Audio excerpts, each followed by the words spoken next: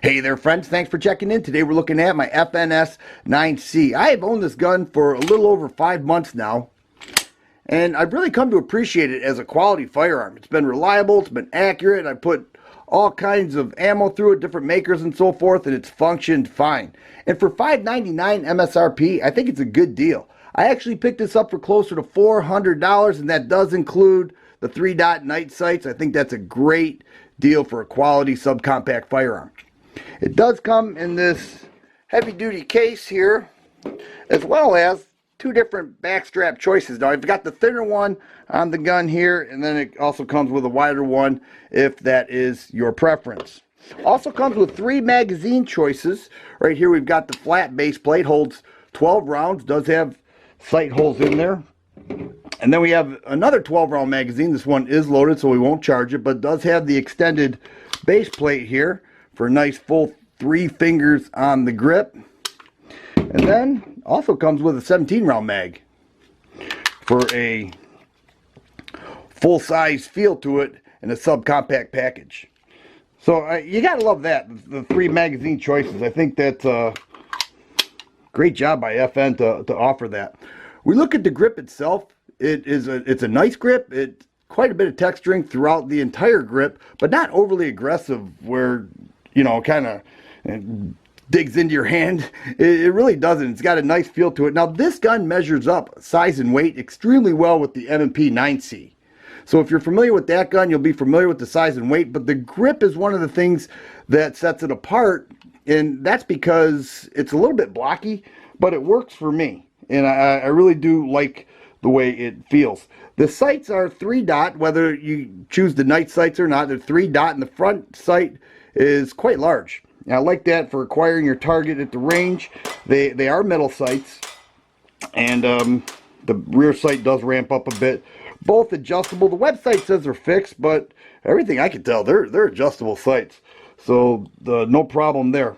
The trigger itself is another thing that I prefer over the M&P. I already showed you this is unloaded. Nice crisp break there. The website says 5.5 to 7 pounds. I'm giving it an even 6 pounds. We can see the reset right there in full position. So not a lot of trigger travel. Nice for follow-up shots, 3-shot bursts and so forth. I actually like it a lot. To field strip the gun, you simply lock the slide back, push that lever down, release the slide, pull the trigger, and just like that, your gun is field stripped. To reassemble, same thing in reverse order. Got the 3.5-inch barrel, and then that just kind of sits into place. And we lock it back, and you're good to go. Ambidextrous magazine release and slide stop lever or slide release lever, whichever you prefer. One of the issues I had with the gun when I first got it was the magazine release itself. I wasn't sure if it was a flaw or a feature, but it's rather tight and hard to drop the magazine.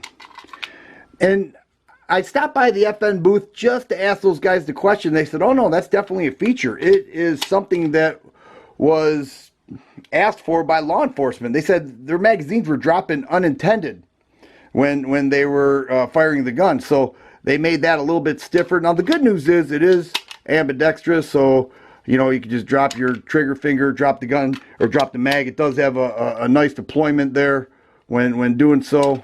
And so I'm just going to keep it as is, just learn to deal with it. I don't find it to be a major problem, but it is a little something of concern.